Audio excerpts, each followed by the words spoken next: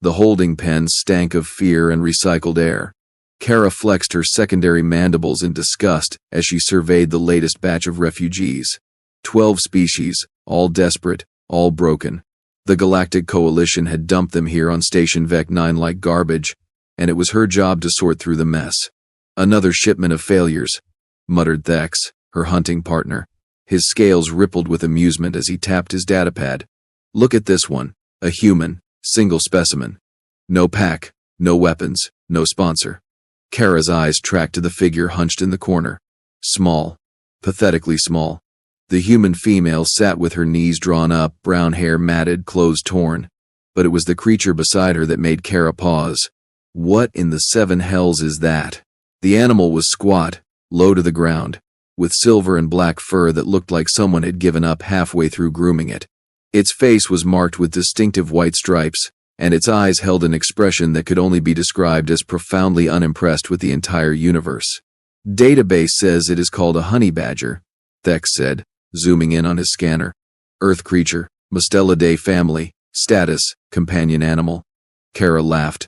The sound echoed through the holding area, causing several refugees to flinch. A companion?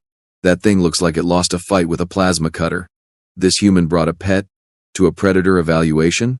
The irony was delicious. Station Vec 9 served one purpose. It separated predator species from prey. Those with hunting instincts, tactical thinking, and combat potential got fast-tracked into coalition military programs or security positions. Good pay, citizenship, respect. The rest got shipped to agricultural colonies or waste processing stations. No one wanted to end up in the latter category. Should we even bother testing her? Thex asked. Humans are barely registered on the predator scale, apex on their own planet, sure, but they have never proven themselves against real hunters. Kara considered. Humans were a recent addition to the coalition, only making contact 15 cycles ago. Their planet, Earth, had been torn apart by something the records called the Cascade. Ecological collapse, they said. Most humans died. The survivors scattered across the galaxy, refugees with nothing but the clothes on their backs. This one looked particularly pathetic. We test everyone, Kara decided. Protocol. Besides, I could use the entertainment. She activated the holding pen's intercom. Her voice boomed through the space, making half the refugees jump. Attention. Predator evaluations begin in 10 minutes. You will be called by species designation. Cooperation is mandatory. Resistance will result in immediate deportation to subsector mining operations. Have a pleasant day, Thex snorted. You are terrible at customer service. I excel at honesty. They began the evaluations. A Torgathi male went first. Impressive musculature, 4 arms, natural armor plating. He scored well on the strength tests, but failed the tactical simulation. Too aggressive, not enough thinking. Security work probably. Station guard somewhere. A Prexian female came next. Venomous, quick, excellent reflexes. Military material for sure. Then came the human. She shuffled into the evaluation chamber like she was walking to her execution. The honey badger waddled beside her, completely unconcerned. Up close, Kara could see the human was younger than she had first appeared. Maybe 20 cycles, in human years. Her eyes were green, bloodshot from crying or lack of sleep. Her hands shook. Name? Kara asked, not bothering to hide her boredom. Mira. Mira Kane. The human's voice was barely a whisper. Speak up. We do not have auditory enhancement in here. Mira Kane. Louder now, with a flash of something, anger maybe. And the creature? Mira looked down at the honey badger. Mira, this is bastard. Thex choked on his drink. You named your companion. Animal bastard? I did not name him. He came with the name. Previous owner's choice. Mira's expression softened slightly when she looked at the animal. I inherited him when my transport ship crashed. He was the only other survivor.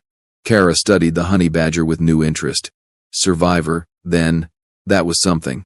Very well. Mira Kane and bastard. Let us see what you are capable of. First test, physical assessment. Step onto the platform. The human complied. Scanners ran over her body, measuring bone density, muscle composition, reaction time, sensory capabilities. The results appeared on Kara's screen. Underwhelming. Binocular vision, adequate. Hearing range, limited. Sense of smell, practically non-existent. Kara read the results aloud, making sure Thex could hear. Bite force, laughable. Claw strength, 0. They do not even have proper claws. Running speed, mediocre. Climbing ability, decent but nothing special. Endurance though, endurance is marked high. Very high. Stamina rating in the 90th percentile. Humans are persistence hunters, Mira said quietly. We do not chase prey down in short bursts. We follow it until it collapses from exhaustion. Then we kill it. There was something in the way she said that last part that made Kara's spines prickle. A coldness, a certainty. Fascinating, Kara said, not meaning it. Next test. Combat simulation. You will face a level 3 threat scenario. Defend yourself using any means necessary. You may use the equipment provided. A wall panel slid open, revealing a rack of basic weapons. Training staff, shock baton, net launcher, stunner. Nothing lethal, but enough to show skill. Mira did not move toward the weapons. She just stood there, Bastard sitting calmly at her feet. You need to select armament, Thex prompted. No. Kara's mandibles clicked in irritation. Refusing to arm yourself will result in automatic failure. I am not refusing. I am just saying I do not need them. Now this was interesting. Arrogance or stupidity? Begin simulation, Kara commanded. The combat drone activated with a high-pitched whine. It was roughly human-sized, equipped with electrified appendages and a threat assessment AI that would adapt to its opponent's skill level. Set to level 3, it would be challenging but not impossible for a trained fighter. For an unarmed human, this would be over in seconds. The drone circled Mira, analyzing. She stood perfectly still, hands loose at her sides. Bastard yawned. Then the drone struck. Fast. Appendage lashing out toward Mira's head. She ducked, not gracefully, but effectively. The drone recalculated, swept low. Mira jumped, barely clearing the strike. She was not fast, she was not strong, but she was reading the drone's patterns. Interesting, Thex murmured. She has training. The drone increased aggression, moving to level 4 intensity. Multiple strikes, feints, combinations. Mira dodged some, took glancing blows from others. A hit to her shoulder made her cry out, another to her ribs. She was losing. And then Bastard stood up. Not on 4 legs. On 2. The honey badger rose to his hind legs like a miniature bear. Front paws extended, claws out. His lips pulled back, revealing teeth that seemed far too large for his skull. And the sound he made, it was not a growl or a roar. It was something between a snarl and a war cry, guttural and filled with such pure, concentrated rage that every sentient being in the observation room felt their fight or flight response trigger. The combat drone actually paused. Its AI was confused. This new threat had not been in the parameters. That pause costed everything. Bastard dropped to 4 legs and charged. He moved like a missile, low and fast, hitting the drone at its base. Teeth sank into wiring. Claws raked across sensor panels. The drone tried to shake him off, appendages flailing, but Bastard held on with the grip strength of something that had evolved specifically to not let go, ever, for any reason. Mira did not waste the opening.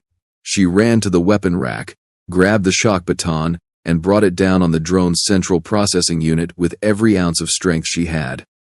Once, twice, 3 times, the drone collapsed in a shower of sparks. Silence filled the evaluation chamber.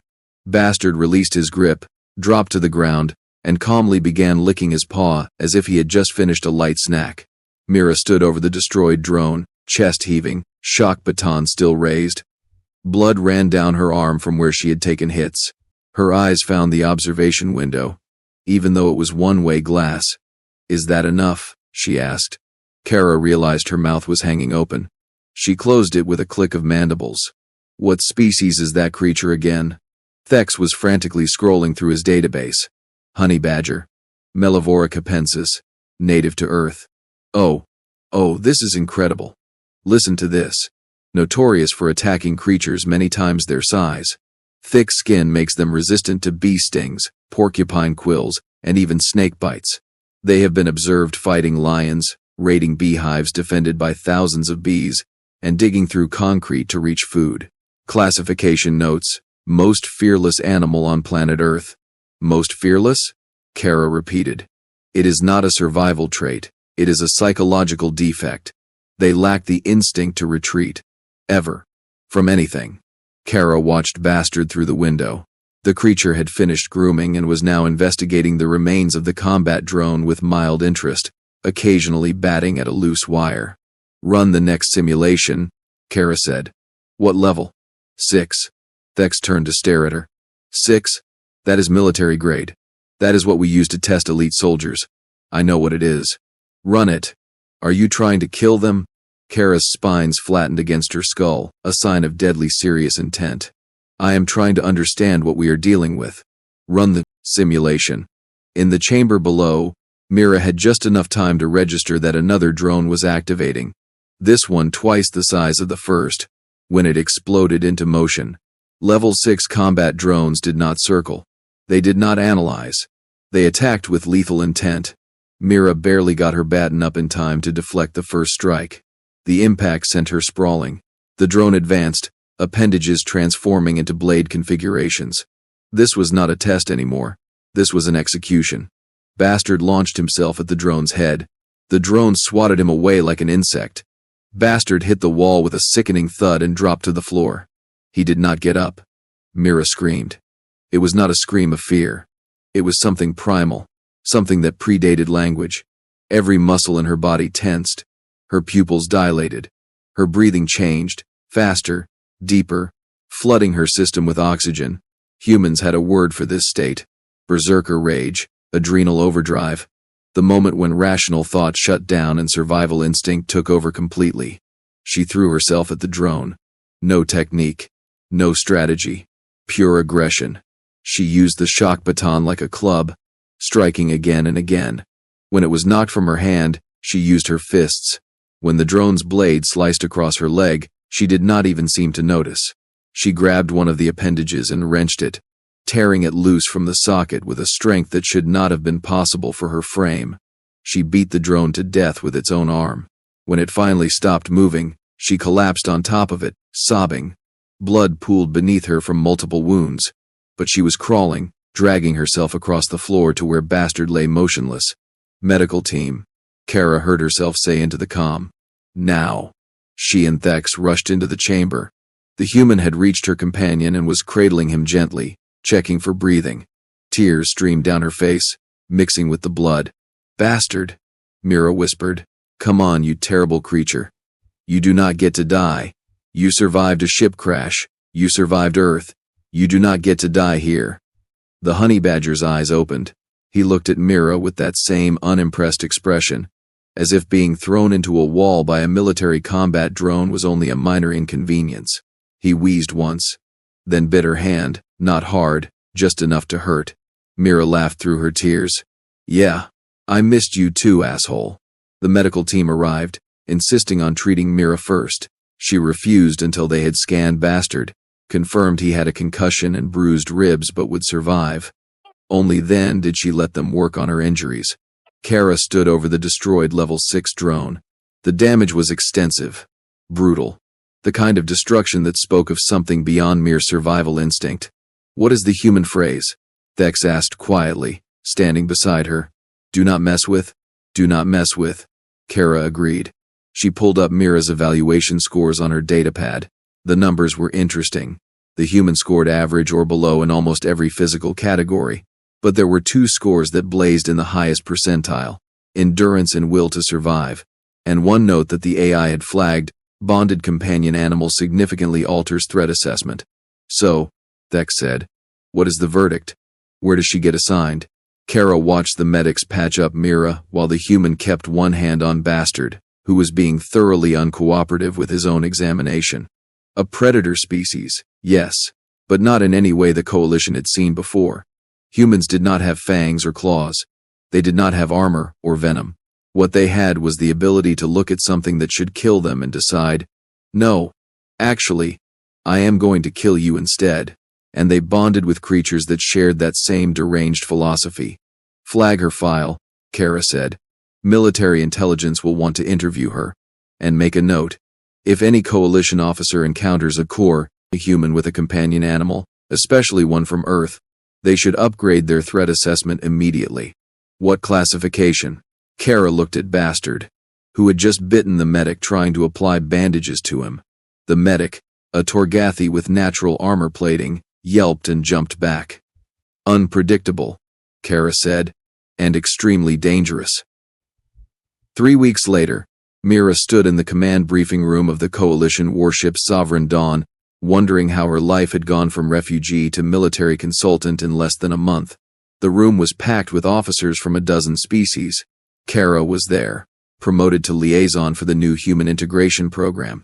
Thex sat beside her, still looking vaguely traumatized every time he glanced at Bastard, who lay under Mira's chair, radiating malevolent boredom. At the head of the table sat Commander Vren, a Cortaxian whose reputation preceded him.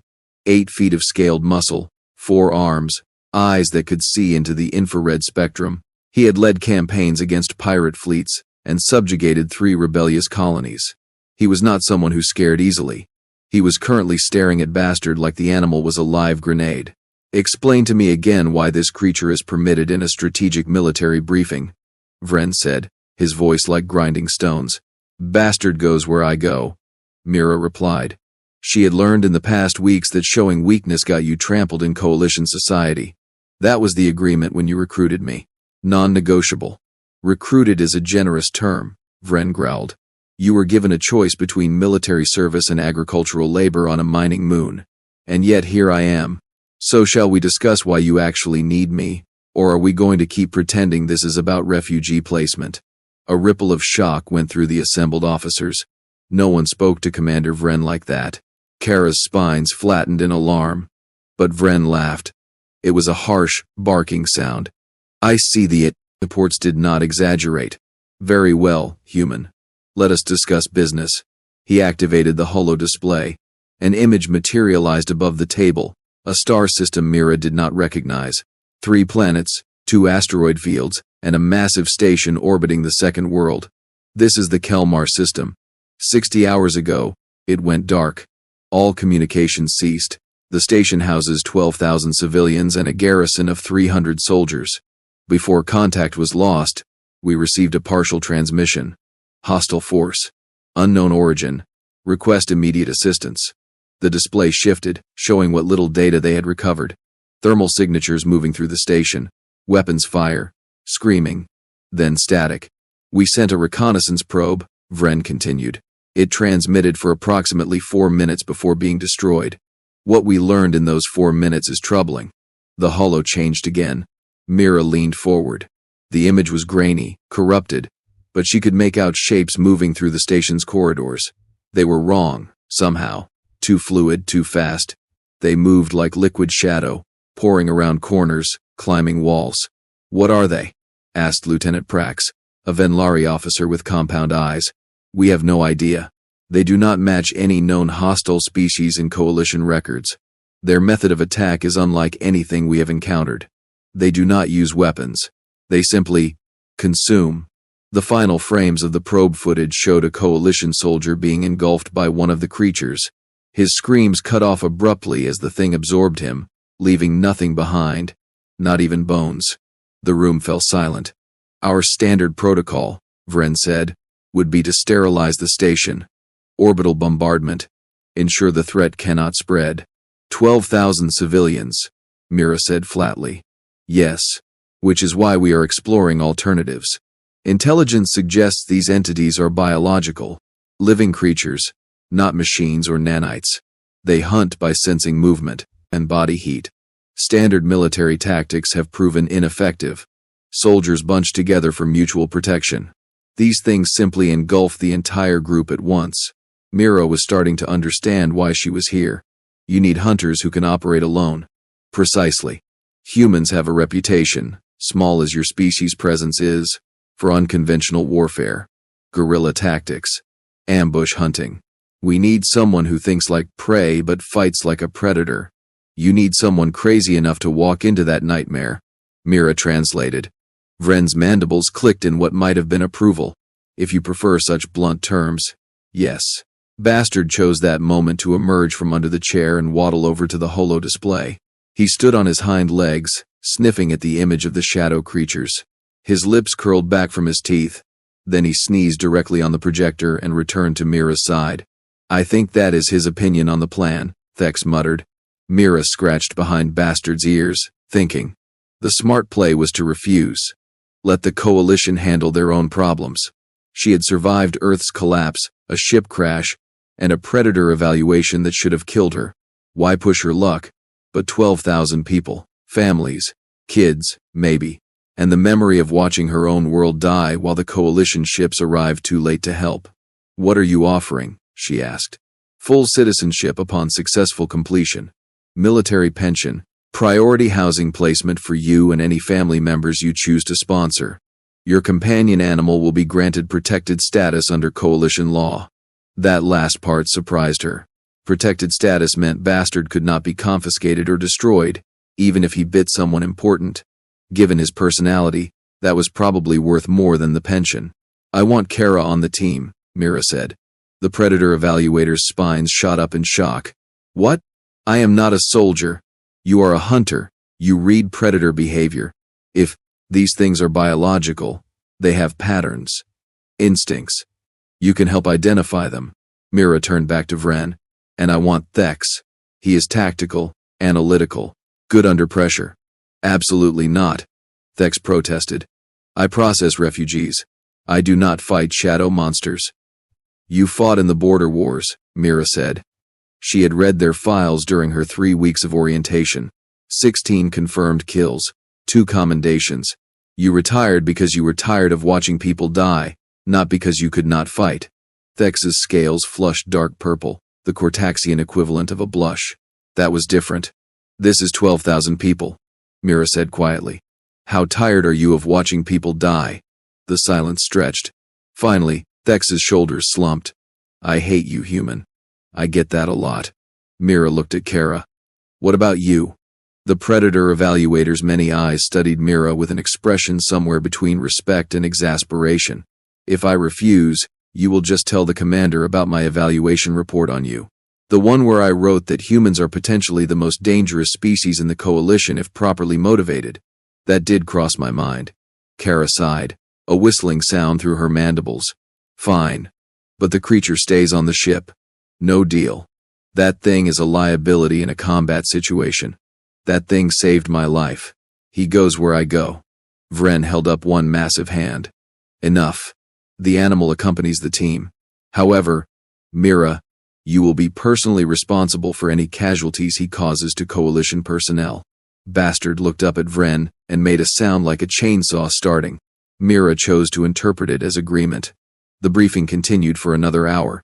They reviewed station layouts, discussed entry strategies, and analyzed what little data the probe had gathered. The plan was simple in concept, nightmarish in execution.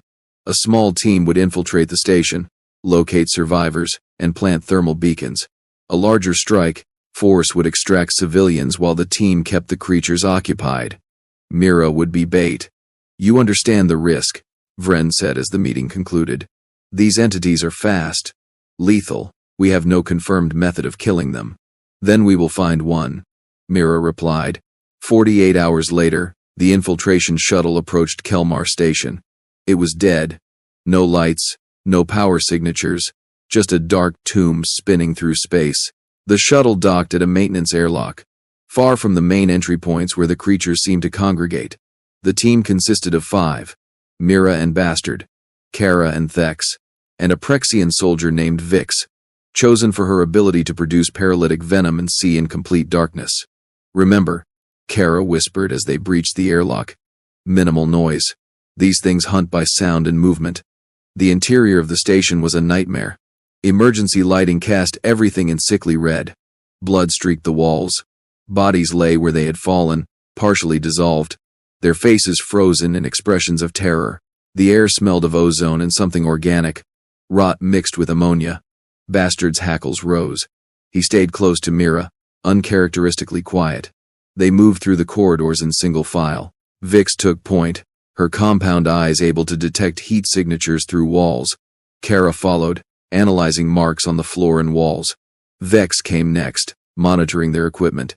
Mira brought up the rear, Bastard at her heels. The station was enormous. 12 decks, hundreds of corridors, thousands of rooms. Finding survivors would be like finding needles in a very dark, very deadly haystack. Movement, Vix hissed. 300 meters, heading our direction. They froze. In the distance, Mira heard it. A wet, sliding sound, like oil moving across glass. Into the maintenance shaft, Kara ordered. They scrambled through a narrow access panel. The space beyond was cramped, dark, filled with pipes and conduits. Mira pulled Bastard in last and sealed the panel just as the sound grew louder. Through the vent slats, she watched it pass. The creature was unlike anything she had seen. No solid form, just darkness that moved with purpose. It flowed along the ceiling, across the walls, testing each doorway with pseudopods that extended and retracted. Looking for prey, Bastard trembled against her leg. Not from fear. From the effort of staying quiet when every instinct screamed at him to attack. "Good boy," Mira breathed, barely audible. Not yet. The creature moved past. They waited 5 full minutes before emerging. "That was a juvenile," Kara said, her voice shaking slightly. "The probe footage showed ones 3 times that size." "Wonderful," Thex muttered. "Are we sure orbital bombardment is off the table?" They pressed deeper into the station. Deck by deck, corridor by corridor. They found more bodies, more signs of struggle, but no survivors. Until they reached the medical bay on Deck 7. The door was barricaded from inside. Vix's thermal sensors detected 37 life signs. Mira approached carefully and knocked 3 times, paused, then twice. The pattern they had been told survivors would recognize. Silence. Then, "Who is there?" A woman's voice, frightened but strong. "Coalition rescue team. We are here to evacuate survivors. Open the door." "How do we know you are real?" "Those things, they mimic voices now." Mira looked at Kara, who nodded. The Predator evaluator stepped forward. "My name is Kara, evaluation officer, Station Vec 9. 6 days ago, I processed a human named Mira Kane and her companion animal Bastard. I gave them a level 6 combat drone test. The human destroyed the drone with its own appendage. Verify that information with your database if you still have power." A long pause, then the sound of heavy objects being moved. The door cracked open. Inside were 37 people, civilians mostly, medical staff. A few soldiers injured, being tended by the doctors. They looked at the rescue team with desperate hope. "We thought everyone else was dead," the woman who had spoken said. She was a doctor, Mira guessed, from the blood-stained medical coat. "We have been trapped here for 2 days. Food is running out. Water is low. We are planting evacuation beacons," Kara explained. "Once activated, a strike team will extract you. But we need time to place them throughout the station. Can you hold out another 12 hours? "We do not have a choice," the doctor said. Mira was scanning the room when she noticed a small figure hiding behind a supply crate. A child, maybe 6 years old, in human terms, tentacles instead of arms, skin a pale blue, crying silently. She approached slowly, crouched down to the child's level. "Hey there. What is your name?" The child just stared. "This is my friend Bastard," Mira said, gesturing to the honey badger. "He looks mean, but he is actually— No, wait. He is definitely mean. But he only bites bad guys." That got a tiny smile. Progress. Bastard waddled over and did something Mira had never seen him do. He rolled onto his back, exposing his belly. An act of trust from a creature that trusted nothing. The child reached out tentatively and touched Bastard's fur. The honey badger made a sound that was almost a purr. "You are safe here," Mira told the child. "My team is going to make sure of it." She wished she believed it. They left the medical bay and continued planting beacons. One on Deck 7, another on Deck 5, the third on Deck 3. Each location carefully chosen to create a network that would let the strike team triangulate survivor locations. They were placing the 4th beacon when everything went wrong. The creatures came from everywhere at once. Not 1 or 2, dozens. They poured from ventilation shafts, through doorways, across the ceiling. The team had walked into a nest. "Run!" Vic screamed. They ran. through corridors that twisted and branched. Behind them, the wet sliding sounds multiplied. The creatures were hurting them, Mira realized, driving them away from exits, toward dead ends. Left, Kara shouted. They turned, hit a sealed door. Thex worked frantically at the control panel, while Vix and Kara fired their weapons at the approaching mass. The energy bolts passed through the creatures without effect, just dispersing and reforming. Weapons are useless, Kara reported. Got it. Thex yelled as the door opened. They tumbled through. Thex sealed it behind them. Through the window, they watched the creatures slam against the barrier, testing its strength. That will not hold long, Vix said. They were in a cargo bay. Large, open, filled with shipping containers and loading equipment. One door in, one door out.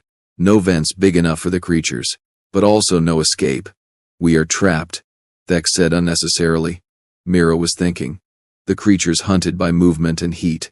They absorbed organic matter, but they avoided the sealed door once it closed. Why? What were they afraid of? The door is metal, she said aloud. Cold. And it is sealed, airtight. So? Kara asked. So they are biological. Living things need oxygen. Mira looked around the cargo bay. Or maybe they need moisture. They move like liquid. What if they need a certain environment to survive? You want to science experiment the murder shadows? Thex asked incredulously. I want to kill them. There is a difference. The door buckled. The creatures were coming through. Mira ran to the environmental controls. Every cargo bay had independent atmosphere regulation for handling sensitive materials. She pulled up the interface, scrolling through options, temperature, humidity, oxygen levels, pressure. The creatures were halfway through the door now, pouring into the bay like a flood. Mira selected the most extreme settings and activated them. Temperature dropped, humidity plummeted. The bay became an instant desert, hot and dry. The creatures screamed. It was a sound that should not have come from anything living. High-pitched, agonized. The darkness that composed them began to crack, to flake away like ash. They writhed, trying to retreat, but the environmental change was too fast. Within 30 seconds, they were gone. Just dust on the floor. By the ancestors, Kara breathed. They are moisture dependent, which means we have a weapon, Mira said. She grabbed Thex's comm unit. Sovereign Dawn, this is the ground team. We have identified a weakness. The hostiles cannot survive in low humidity environments. If you can vent atmosphere from sealed sections and pump in dry heated air, you can clear the station. Commander Vren's voice came through, crackling with interference. Confirmed. Adjusting strike team loadout. Well done, team. Plant the remaining beacons and hold position. Extraction in 6 hours. 6 hours.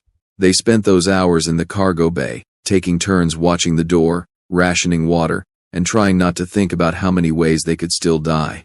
Bastard slept through most of it, apparently deciding that since immediate death was not imminent, a nap was appropriate. When the strike team finally arrived, pumping desiccated air through the station and watching the creatures dissolve like morning fog, Mira felt exhaustion hit her like a physical force.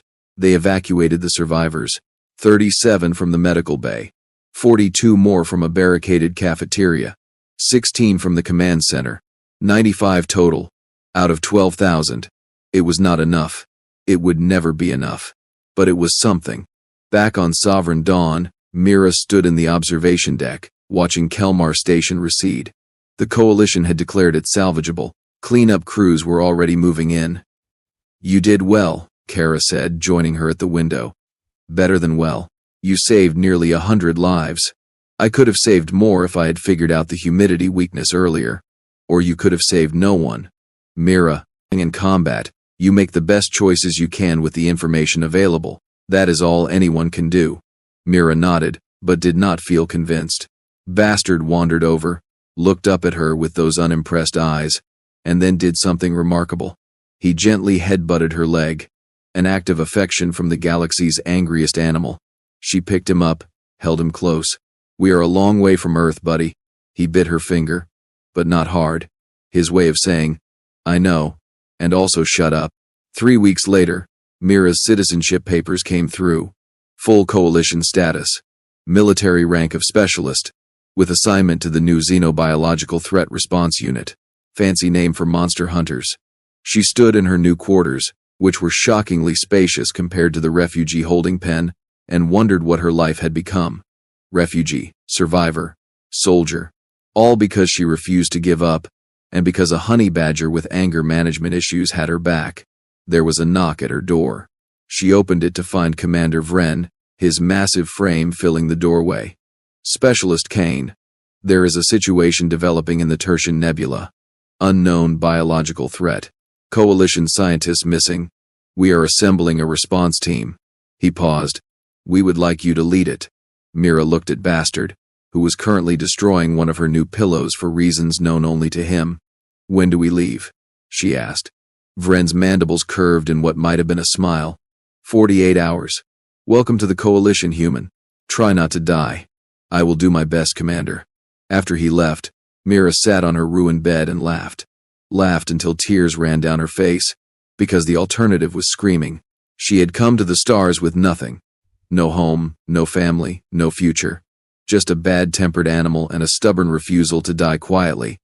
And somehow, impossibly, that had been enough. Bastard looked up from his pillow destruction and made a sound like a rusty gate. Mira chose to interpret it as approval. Yeah, she said. I guess we are doing this. You and me against the galaxy. He returned to destroying the pillow. Some things, Mira reflected, never changed. The universe threw impossible situations at you. You either broke or you adapted. And if you were very lucky, you found someone, or something, worth fighting beside. Even if that something was a 20-pound ball of rage with a personality disorder. Especially then,